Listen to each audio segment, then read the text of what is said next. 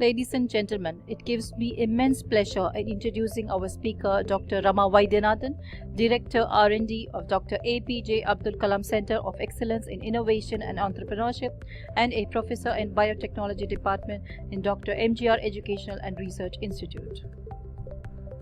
Dr. Rama completed her BSc in 1987 in Botany from Sri Venkateswara College, University of Delhi. She then completed her MSc in 1989 in Biotechnology, School of Biological Sciences, Madurai Kamaraj University in Madurai, and she completed her doctorate in 1998 in Biotechnology, Center for Biotechnology, SPIC Science Foundation, Chennai.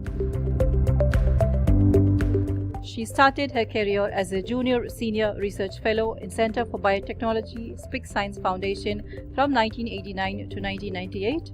She then worked as a postdoctoral fellow in University of California, San Diego in USA from 1998 to 2000. She then worked as a faculty in Amritanjan Private Limited, Chennai from 2003 to 2004. Then she was a head in the Department of Biotechnology in Dr. MGR Educational and Research Institute from 2005 to 2015. From 2015 till date, she is a director in Dr. APJ Abdul Kalam Center of Excellence in Innovation and Entrepreneurship, Dr. MGR Educational and Research Institute. Some of her research experience. Her research at Dr. MGR Educational and Research Institute is focused on studying mechanisms operating in antibiotic-resistant bacteria and identification of new compounds against these bacteria. Her research group focuses on developing high-throughput assays for identifying molecules against multi-drug resistant bacterial biofilm formation or antibiotic efflux. They also focus on next-generation sequencing technologies to understand methods of evolution of antibiotic-resistant determinants in bacteria. The other focus areas in the center include bioprospecting microbial biodiversity for industrial uses. Some of the projects have been funded by the CSIR and DBT. The research group also has consultancies and collaborations with industry. Dr. Rama has guided 6 research scholars for their PhD, and she has over 15 publications in international research journals. Dr. Rama joined the Entrepreneurship Educator course conducted by the National Entrepreneurship Network (NEN) in the year 2009. She has attended advanced workshops offered by NEN on design thinking, finance, mentoring, and scaling up. Dr. Rama is the coordinator of the Entrepreneurship Cell of the university since 2007 and presently coordinates a DST New Gen IEDC incubator in the campus. She has been instrumental in launching the Vadhwani LearnWise courses in entrepreneurship in the campus. The New Gen IEDC has funded 25 student project prototypes, of which 2 have been selected for funding under Startup Nidhi grant of Government of India. Membership in professional bodies. Dr. Rama is recognized as a regional mentor of change by Atal Innovation Mission from Government of India. She is a member of the Inner Wheel Club of Madras Midtown, Chennai. She is a lifetime member of Indian Biophysical Society and a member of All India Biotech Association. She has a H index of 8, 573 total citations and publications of 18. On behalf of Dr. MGR Educational and Research Institute, we would like to thank her and wish her good luck for her future endeavors. And thank you very much to Dr. Manivannan for giving me an opportunity to speak in this development program on building collaborations in research and innovation. Yeah, collaboration is the key to good research. That is something that we all know. The second speaker of the day, Somashekar, showed us how... Madam, you can share screen also. Oh, the screen has not come? Yes, madam. Please share the screen. Yeah. Thank you, madam.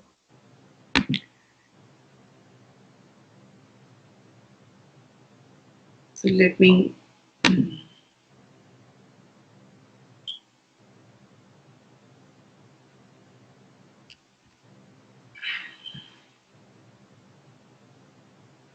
Okay. Just a second. I have the PowerPoint ready, but I think, yeah.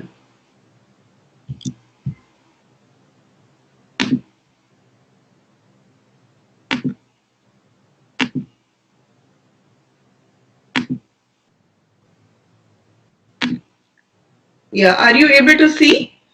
Is the screen seen now? Yes, madam. Visible. Kindly go ahead, madam. Okay, thank you. So, yeah, so let me start with this. The collaboration is key to good research. We have seen a lot of examples. And this morning also we saw a talk by Dr. Sekar where he was able to get a lot of research done by collaborating with a few people. So my talk today, yeah, will be for about 25 minutes. I will not keep you away from your lunch. Why should we collaborate and types of collaborations? A few examples from my experience and how we can plan our own collaborations. So obviously, the first reason as to why we collaborate is when we write a project for funding, the funding agencies ask for collaboration. So recently there was a call from the stars, and you can see there that it says they want to promote an interdisciplinary and translational research, and they would definitely prefer uh, projects which are interdisciplinary in nature. Why does that happen? Because people believe that faculty with different and complementary perspectives, knowledge, experience, that results in innovative approaches to problem solving. We have seen some examples today. There is an expanded capacity of research. The same data on the number of people affected by COVID, you can see the way different groups have presented it. On the right hand side top, that's how the Johns Hopkins has presented. And down you see the Worldometer, they have presented it in a table. And the Ministry of Human Resource Development has presented the same data in a very different way, depending on the expertise and what is the audience that they are catering to. So this is an example where there are different aspects for the same problem. The other advantage of collaborating is the possibility of handling large number of study subjects, and you can conduct research across disparate locations. The other reason is to collaborate is to share some expensive equipment or some important technical expertise. Citing another example that we've seen recently is Serum Institute of India is extremely good at making vaccines. So Oxford University has collaborated with them and asking them to make the COVID vaccine. And when you collaborate, we all share information much faster. Here is one example that we've seen in this COVID times is the MEDEX and BioRx papers. These are preprints which are not certified by peer review, but these are very important because it tells you what others are working on, and it can also tell you what what may not work. And it was very nice to see that Indian scientists have deposited about 53 coronavirus sequences in a public database. Before COVID, usually people would not deposit the sequence immediately, give some time until they write up a publication and then only deposit. So you see that there is a much more sharing of collaboration now, sharing of data when you collaborate. The other advantage of collaborating with someone is that you get criticism early. If you made a mistake, your friend is likely to point it out. You can also have a division of labor. There can be a group of people who are collecting data, some who are compiling it, and some who are analyzing it. Okay, I just want to share a small example with you on a success story of a collaboration. This happened long back when I was a postdoc, and this was basically the work of my boss at US. So here is a paper which has 13 authors across 3 countries, across 6 institutes. So how does this collaboration work? So a very short background, I will not fill you in with too much of biology. All of us know that for crop productivity, you need to provide a lot of potassium. The NPK fertilizers are given. We also know that sodium is bad for crop productivity. Now, plants share the sodium and potassium transport mechanisms. But can we do something to modify the plant transport so that plants becomes very smart and they don't, even if there is sodium available, they don't take up sodium but only take up potassium. That would be a smart plant. So the lab that I was working on, Schroeder lab at UCSD, had already, a lot of people around the world had this idea. They were looking for a transporter which would be so smart. They had picked up a transporter which was called HKT1 from wheat. And they wanted to do several experiments, and it's easy to do experiments in Arabidopsis compared to others because a lot of people collaborating. So they had some very specific questions to ask. Where is this HKT1 gene getting expressed? Is it only in the root? Present. So, Julian Schroeder looked around and saw what was it that he could use. So there was one lab in Wisconsin which had a collection of knockouts. So he could write to them and ask them to give some samples of the Arabidopsis seed. So in Arabidopsis, you have to do your own screening, then go back and tell them which is a pool you're interested in, get the pool back, and then you can self them and screen and pick up the knockouts, the plants in which this is not working. So he wrote to them and he got some seeds. Then he wanted to find out what was the level of sodium in the different plant tissues. So he found somebody who was working effects of this mutation on plant growth. So there was somebody who was given this job. The most important of this was, does the mutant, the one in which this gene is not working, does it have a phenotype? Does it do something differently? And that was the most important question in this case. And what does all of this data mean? That is also the most important thing. And that was the job of Dr. Schroeder. So he did this experiment, and that's what, each of the authors in this paper was given one of the questions to work on. And once all this data came out, they did, the person who found the phenotype did the most critical work because he had to do a lot of experimentation. And this was the paper which was published, and they found that this gene is important, but maybe not very important in Arabidopsis, but likely to be very important in rice and other plants.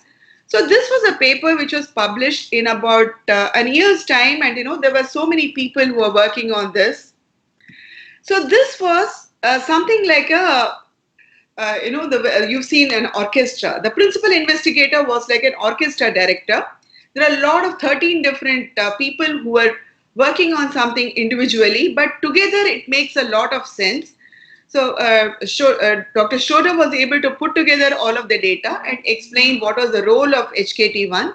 He was able to show that the level of sodium in the root was very low, but it increased in the shoot. So maybe this means that when the HKT1 is not present, there are other transporters which become more active.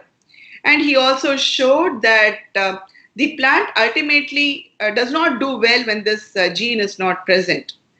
And he was also able to get a lot more collaborations because he knew that in monocots this gene was more important. So I gave this as an example because here is an expert who already has an established lab, has a network, and he already has some data. So he can build on known data, use whatever resources that he has very effectively. He has a very clear objective. There are very clear questions that he is posing, methods, and there is a role for each of the collaborator. So this is like an expert collaborator. This sort of collaborator doesn't happen overnight. It evolves over time. Just when we start playing a computer game, we don't immediately log in as an expert. We start off as a beginner, then after we have some experience, we understand the rules of the game, then we become an intermediate, and then only we play as an expert. So if we start logging into a game, and instead of putting in as a beginner, but say you're an expert, what happens? You will complete the computer game probably within 3 or 4 seconds because you don't even understand the rules of the game. So similarly with collaborations, you need to start practicing as a beginner, then go on to intermediate, and then work as an expert. So when I say beginner, I think, intra-institute collaborations where you work with a peer, a colleague, faculty colleague in the same department, or a faculty from a different department, faculty and students, etc. Those are like a beginner level. An intermediate level would be an inter-institute or an academia industry collaboration, and then you go to the expert level of international collaboration. So let's look at some of these basic collaborations. When you are a PhD student or a PhD mentor, it has a responsibility of choosing a research question, planning a methodology, providing a lab infrastructure, chemicals, etc. The student's responsibility is to read up, plan and execute these experiments. Then they start analyzing and interpreting the data. The guides help them do it until they are able to do that independently. So you need to interpret your data and plan what your next experiment is. So sometimes, the guide will choose a journal and tell them, this is the journal in which I would like you to write a paper. And the last two steps, the student keeps doing until they are able to do it independently. So this is the first collaboration in research, the collaboration between the PhD mentor and the student. So you start doing this. Then you can also have a faculty-student collaboration. When I mean a student, I mean a graduate student.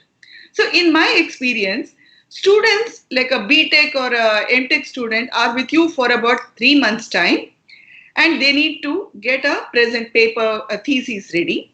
So you can't give them something absolutely new. So what works best is when you have something which is robust and repeatable, and you have an experiment where you need to collect a lot of data where the assay is robust, then you can ask students to do this. You can train them and get some data out of them. So we had success in one such work, but we also found that the students who were doing this, though they were just project BTech students, they were so involved in this work that they continued to work with us even after the BTech thesis was done.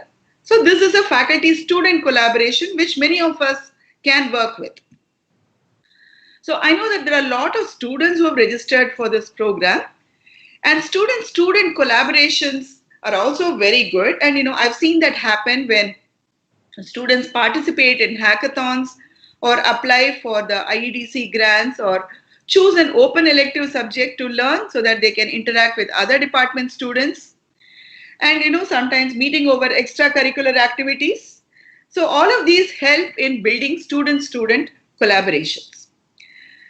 So looking for innovative ideas, most institutions today have mandatorily a Institute Innovation Council, and they all of them give advertisements for asking for innovative ideas both from students and faculty. So we also do that. We have a funding from the Newgen Department of Science and Technology's Newgen IEDC fund, and we can fund about 20 projects per year where we can give 2.5 lakhs to each of them. And this is just for an idea which has a commercial potential, and we can create a prototype out of that. So we give these advertisements, and we get a lot of ideas, but there are very few which actually are completed because the faculty also needs to have a commitment to convert the idea into a prototype or a business plan. I will just share 2 examples. This was an idea that a faculty in the School of Physiotherapy had in our university. So there are already some foot dynamometer and equipment which can find out what is the strength of muscles in the hand. So she said, why don't we do this with the foot? Because there is a need. There are patients that I have with whom I need to measure the strength of muscles in the feet. So she had the idea. There were 3 students who were interested in this, and from the sketch to convert it into a prototype which works, this required a huge learning curve for the students. So one of the students in particular, Bharat Kumar, though he is a physiotherapy student, he actually sat and learned Arduino programming and electronics, and he actually built this equipment from scratch with the help of one of our managers in the IEDC. So an important thing to convert an idea into a prototype, you need to have a commitment to learn across disciplines and convert it into a product. Another innovative idea that a student came up with came out of empathizing. So again, the physiotherapy department were empathized with patients and said that there is a need to convert a wheelchair. It should be we should be able to convert that into a stretcher whenever we need. So these students, again, Sabari and Dinesh, worked across their disciplines, learned and created this prototype, and they worked so hard. So this is extremely important, learning across disciplines. The intermediate level in collaborations is to learn how to work between academics and industry, because we know that one is from Mars and the other from Venus. So how do they work together? So here's an example. So one of my colleagues, Hepzibah, so we had to attend an InflibNet conference in Ahmedabad. It was mandatory from InflibNet. We had to go there, and they wanted us to make this digital thesis much more popular with the PhD students. So we said, let's do a survey within our university, find out how aware students are, and then we will look at ways by which we can make it more popular. So we did this survey and presented this at the InflibNet Congress in Ahmedabad. And one of the sponsors for the program was ProQuest, who's an international company which works with ETDs. So they looked at our paper and said, oh, this is very nice. Why don't we repeat this survey with a larger audience? And that was a collaboration that we worked with, and Hepzibah continues to collaborate with ProQuest with similar research. Another example of an industry academic collaboration was a chance meeting with an industry CEO who found out that I was a biologist, and he said he's has a chemistry industry, and he said, I'm looking for some process improvement. Why don't you come and visit the industry and give us a feasibility report? So I and my colleague went to the industry, visited and understood what was the requirement. Then we signed a non-disclosure agreement, made a preliminary proposal. Then we had a lot of discussion on what was needed, and then the money that was needed that we wanted. So we had several discussions, and finally we came upon one agreement. So what I learned from this academy industry collaboration was, first, we need to establish what is the know-how of both parties. What does the industry say that they know? What is the information that the academic parties say that they know? And what is the knowledge that they are going to create? Have very clear milestones and deliverables. The payment terms. Sometimes there's an exclusivity agreement, and we had to sign a paper which said that even 3 years after completion of the project, we will not reveal or work on a similar project. But it was a very good learning for us. We could understand the differences in the working of a lab versus industry. So that was extremely useful for us. So that is an example of a collaboration which works well. So I know that all of you are looking at how to build your collaborations. So if you want to collaborate, first thing to do is establish your profile first. What do you want to solve? So the research question that you ask is most important. And then the approach that you are taking, how is it different or better than what others are doing? And is there a way you can scale it? And is there a translational potential? These are some questions that you need to ask. And what are your skill sets? Why are you better than anybody else? And why do you want to collaborate? What are the skills that you're looking for? What do you have? What do you don't have? And that is what you're looking for. So these are something that you need to look at. Then what are the expectations from a collaborator? So I think, if there is just a single contact, when you're just writing to somebody to ask for one strain, biological strain or some resource, or they just give you an idea, that is usually an acknowledgement in a thesis or a publication. But when you are asking for a regular contribution, repeated resource sharing, an intellectual contribution where the collaborator, you want them to do a data analysis, interpretation. Sometimes you might require them to be a member of a PhD doctoral committee. I think that qualifies for a co-author in a publication. And if you're comfortable with this person, then you decide that, and there is a suitable call for grant available, then you decide that you want that person to be a co-applicant for a grant. So how do you start looking for collaborators? So I think we need to look for a collaborator with a complementary skill. Pardon me, Dr. Rama, madam. Yeah.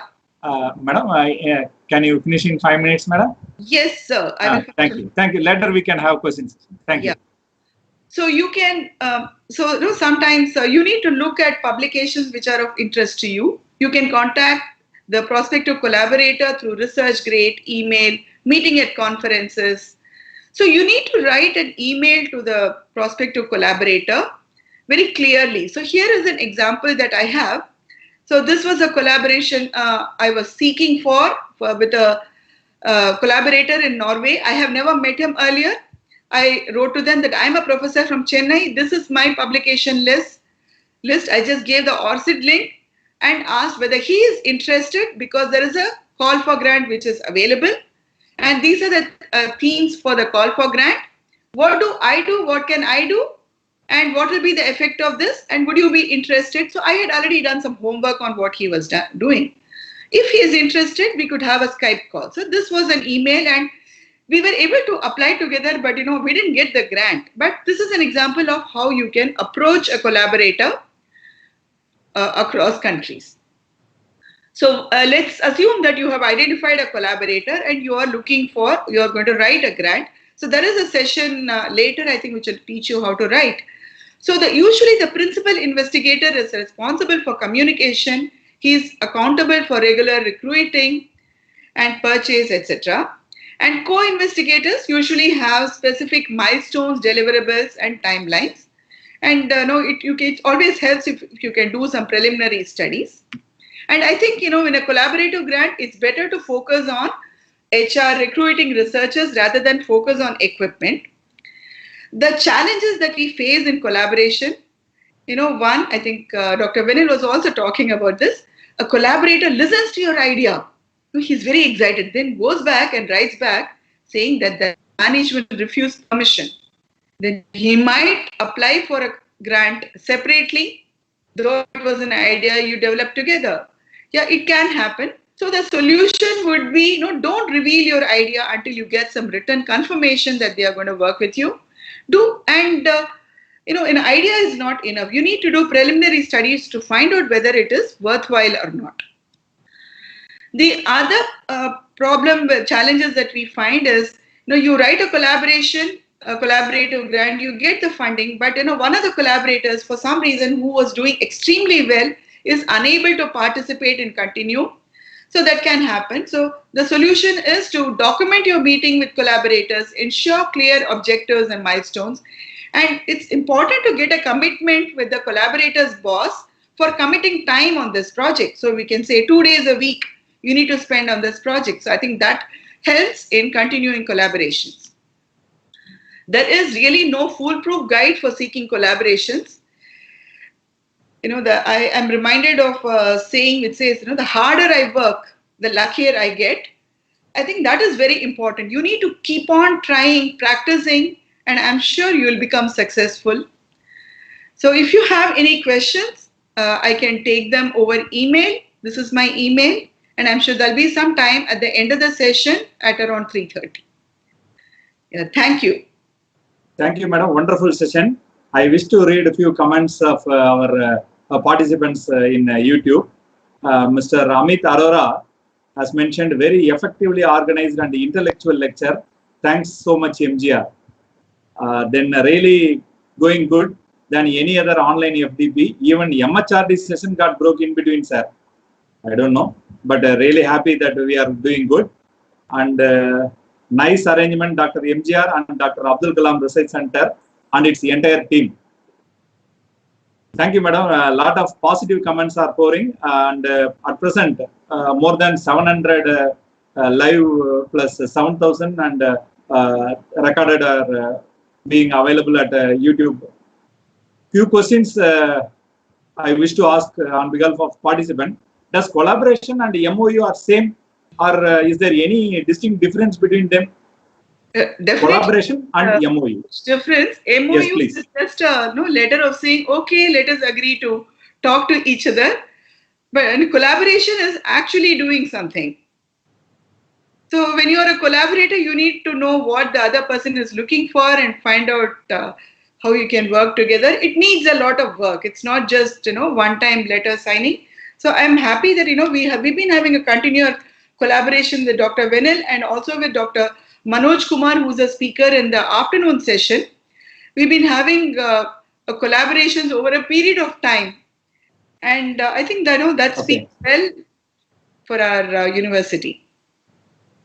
This could be our question for this season, madam. COVID has locked us down. So, how to 1 minute, madam?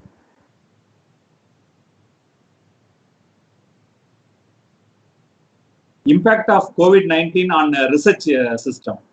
Impact of COVID-19 on research system. Okay, thank you. So then, how do you manage research activities during lockdown?